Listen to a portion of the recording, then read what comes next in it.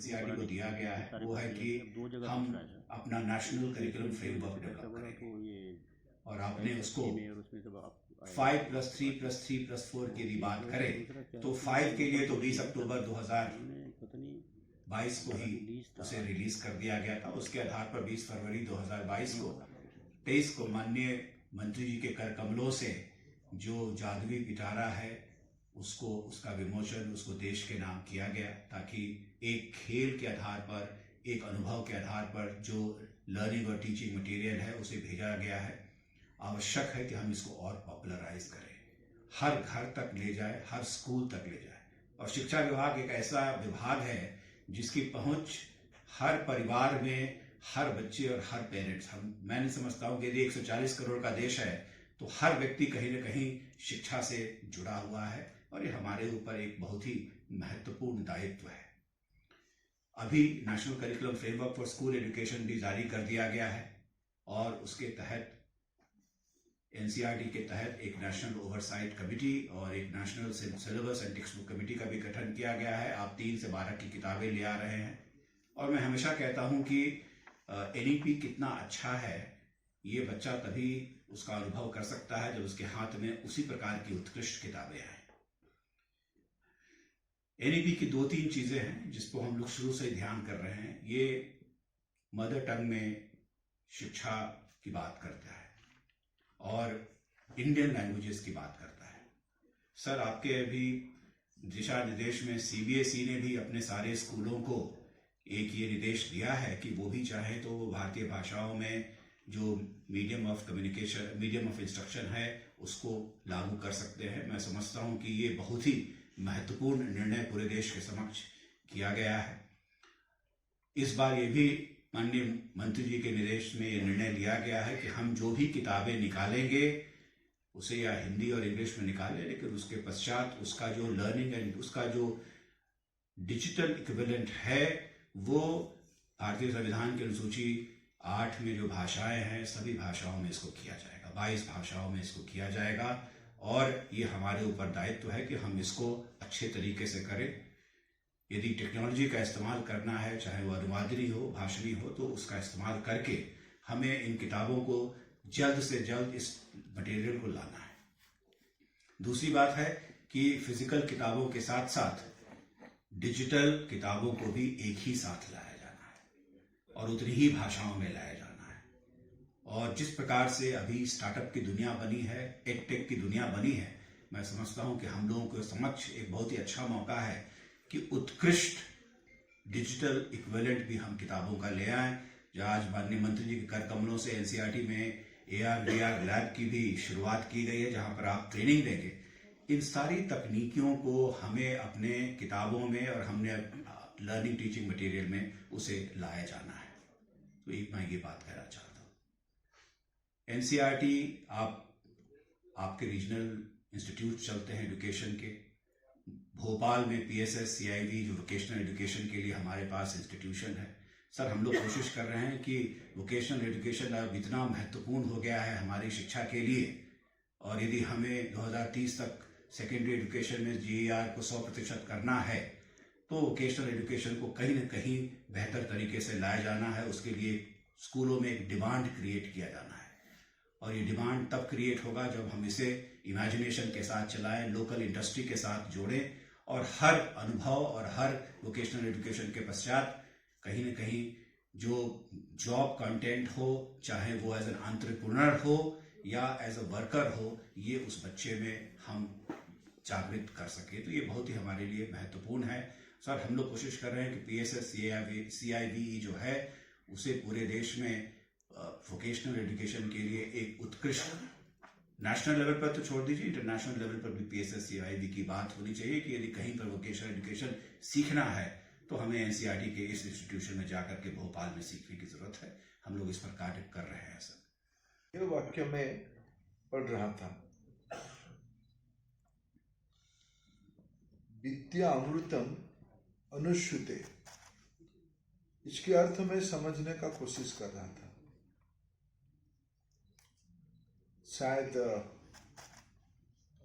आजादी के उपरांत जो हमारी देश में एक स्वतंत्र भारत की शिक्षा की कल्पना की गई। ऐसे तो हमारी मान्यता है, हम दुनिया की सबसे पुराना सभ्यता है और हमारी एक शिक्षा प्रणाली थी, पाठ्यक्रम रहा, शिक्षक रहे और हमारी समाज जीवन में शिक्षक की स्थान सबसे ऊपर था।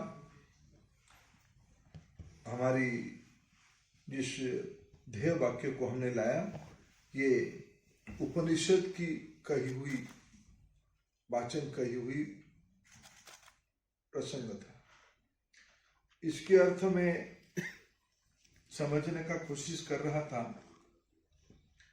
विद्या से अमूर्तत्व को प्राप्त करना, यानी अमूर्त प्राप्त करना नहीं, अमूर्तत्व को प्राप्त करना, ये बहुत ही बारीकी से समझने से ही जाके इसकी ध्यान में आता है।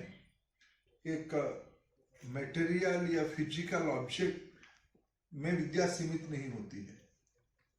विद्या एक पुरुषार्थ को चरितार्थ करने की माध्यम है। उसमें दुनिया की सारे परिस्थिति में से ही शायद ये मार्ग दिखाने वाला पद्धति है और हमारे देश में इस काम को आजादी के उपरांत देश की पीढ़ी दर पीढ़ी करने की दायित्व एनसीईआरटी को सौंपा गया। मैं सामाजिक जीवन में 40 साल से हूं, उसके पहले मेरा बचपन ही होगा, लेकिन मेरे हेतु से मैं सामाजिक जीवन में 40 साल हूं, 40 साल में से हूं।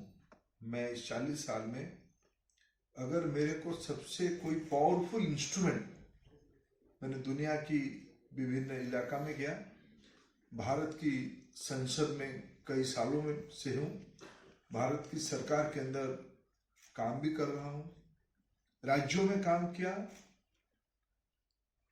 संगठन के नाते समाज में अन्य प्रसंगों से जुड़ा भी रहा, लेकिन मैं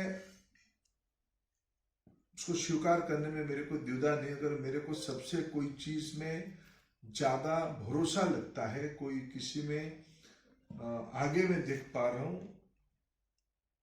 वो केवल भारत की नहीं, वो दुनिया की इंस्ट्रूमेंट बनेगा, उसकी नाम है एनसीईआरटी। अभी हम लोग जब इधर प्रवेश किए, एनसीईआरटी ने हमारी एक छोटी बालक को, आत्मविश्वास से भरा हुआ बालक को चंद्रायन की इंटरप्रिटेशन करवाया। चंद्रायन क्या है? अभी चंद्रायन सभी की जुबान पे है और चंद्रायन का श्रेय सभी लेना चाहेंगे। चंद्रायन की श्रेय लेते लेते हुए मैंने देखा कि 1981 में चंद्रायन से जुड़े हुए वैज्ञानिक देसाई जी भी केंद्रीय विद्यालय में पढ़े, तो केंद्रीय विद्यालय का भी श्रेय है। मैं स्वीकार नहीं करता हूँ, केंद्रीय विद्यालय को भी श्रेय देता हूँ, लेकिन सबसे ज्यादा किसी को श्रेय जाएगा तो एनसीईआरटी को जाना चाहिए, क्योंकि सारे कल्पना का जर्मिनेशन कहाँ हुई होगी, ये पढ़ाया जाना चाहिए। मैं एक बार कस्तूरी रंगन जी से राष्ट्रीय शिक्षा नीति समझ रहा था, वो शिक्षक है, वो हमें पढ़ा रहे थे, चंद्रयान 2 की बारे में मेरे को समझा रहे थे। तो चंद्रयान 2 और एनईपी की सिमिली क्या है, और एनईपी तो हमारा चंद्रयान 3 ही है, सफल होना ही होना है, उसमें प्रज्ञान घूमना शुरू कर दिया। हमारा भी जादुई पिटारा प्रज्ञान है, वो समाज जीवन में घूमना शुरू कर दिया। मित्रों, मैं इसलिए दुनिया कहा, अभी कुछ दिन पहले जब G20 में हम लोग पुणे में मिनिस्ट्रियल लेवल की कॉन्फ्रेंस में मिले, शायद 11 देश की मंत्री स्वयं आए थे, 25-30 देश और संस्थानों की प्रतिनिधि आए, बड़े सफलता के साथ हमारी 4 विषयों पे चर्चा हुई। रिसर्च के बारे में चर्चा हुई, टेक्नोलॉजी के बारे में चर्चा हुई, फ्यूचर स्किल्स के बारे में चर्चा हुई, और अंत में जो पहला विषय उसको अंत में हम लोगों ने चर्चा किया फाउंडेशनल लिटरेसी एंड न्यूमरेसी के बारे में चर्चा हुई। उस समय में मॉरिशस की उप प्रधानमंत्री जो शिक्षा विभाग के काम देखते हैं वो आए थे। उन्होंने कहा, कई विषय चर्चा हुई, दोनों देश कैसे दोनों को मदद कर सकते हैं, सभी से बातचीत हुई। जब मॉरिशस के साथ वार्ता हुई, मॉरिशस की उप प्रधानमंत्री जी ने कहा, हमें एनसीईआरटी दीजिए।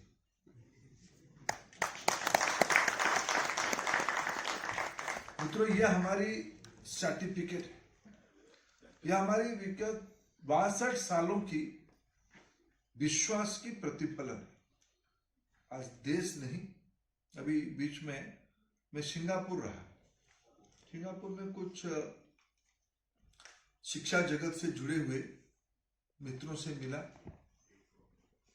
मेरा धारणा था हमारी सीबीएसई की ग्राह्यता सिर्फ भारतीय डायस्पोरा के अंदर है। भारत में तो है ही, एनसीईआरटी जैसे राष्ट्रीय थिंक टैंक है, उसकी काउंटर पार्ट राज्यों में हमारी व्यवस्था में एससीईआरटी है। वैसे हमारी अपेक्स बोर्ड है, नेशनल बोर्ड है सीबीएसई, स्टेट बोर्ड्स भी है, शायद हमारे देश में 60-62 बोर्ड है।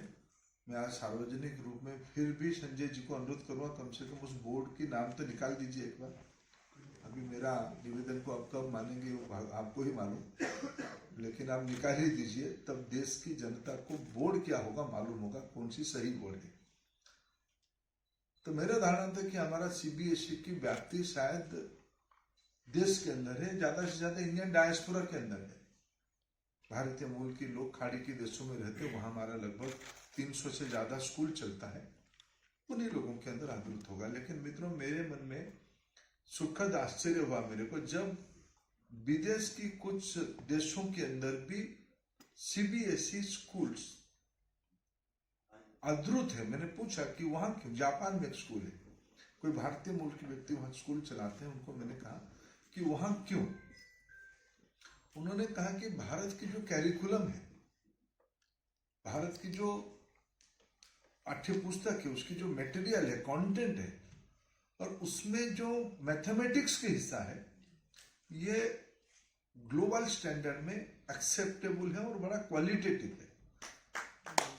तो हमारी भारतीय शिक्षा प्रणाली का जो दायित्व एनसीईआरटी के हाथ में हो या सीबीएसई के हाथ में हो, या हमारे जो प्रयोग राष्ट्रीय स्तर पे नवोदय विद्यालय के नाम पे, केंद्रीय विद्यालय के नाम पे, या अभी अभी हमने वनवासी आदिवासी इलाका में एकलव्य रेसिडेंशियल मॉडल स्कूल की एक कल्पना किया है,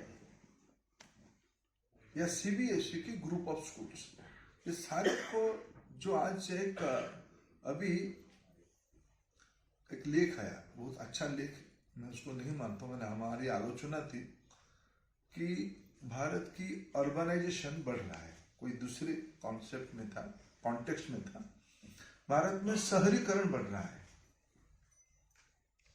लोग ग्रामीण इलाका छोड़ के दो कारण से पेरी अर्बन, सब अर्बन और अर्बनाइजेशन की ओर जा रहे हैं।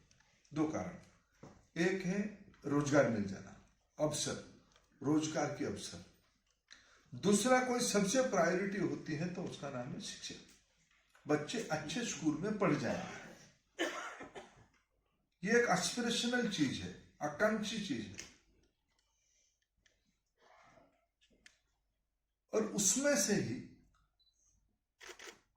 उसमें लिखा है कि सबसे चुनौती वाला काम है शहरों में स्कूल में एडमिशन मिल जाना।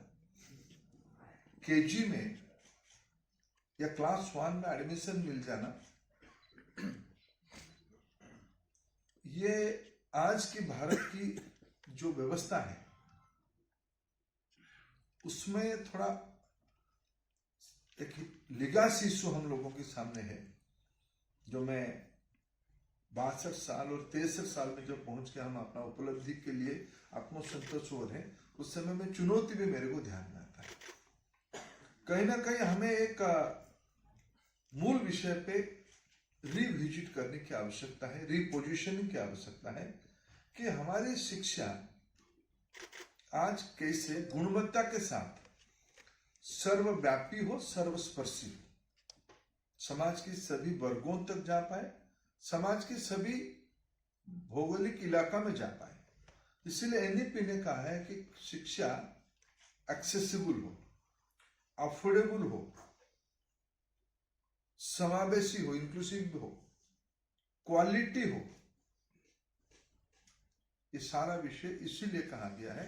ये सारा सोच होगा कहां? एनईपी एक कंसल्टेटिव प्रोसेस है। सरकार की आदेश के कारण एक विद्वानों की सभा ने बना दिया। पंत साहब को बहुत बहुत धन्यवाद, आपने उसके हिस्सा बन के उसको पूरा किया। आगे एनसीएफ बना, उसके बारे में उल्लेख किया गया, वो आपको हैंडओवर हो गया है। पिछले 23 तारीख को हमें आपने सौभाग्य दिया, औपचारिक रूप में एनसीईआरटी को हमने सुपुर्द किया है। फिर curriculum and text book committee इकट्ठा किया गया। इस बार दुनिया की आवश्यक